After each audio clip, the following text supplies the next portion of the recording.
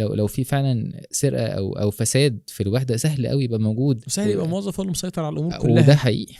ولازم يبقى فيه كده، الا بقى لو انت كنت حد فاهم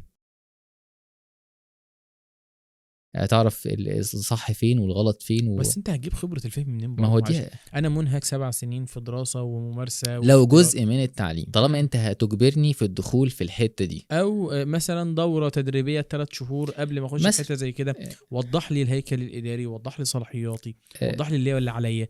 اعتقد حاجه بسيطه زي كده ممكن بشكل مبسط، مش بشكل علمي يعني، مش بشكل عميق. مش بشكل عميق. العربيه دي بتتساق كده مش أيوة عايش لازم بقى ندي كده. دوره هي دي. امسك كده ودي اول وتاني وفرامل. انت هتعمل كده، خصوصا انت مش هتعيش في الحته دي كتير، وهم عارفين كده، ودي سنه الحياه في معظم انت عندك مده قد ايه لازم تقضيها في الحته دي؟ يعني افريج من 6 شهور لسنتين، حسب ايه بقى؟ ده حسب النزول، اسمها حركه النيابات بتنزل او ما نزلتش او اتاخرت، لكن مالهاش علاقه بادائك. لا خالص. يعني في المسلسل كان يقول له خد بالك انت لو غلطت مش عارف ايه هتفضل قاعد هنا مده قد ايه، مالوش علاقه. لا خالص، هي حركه النيابات.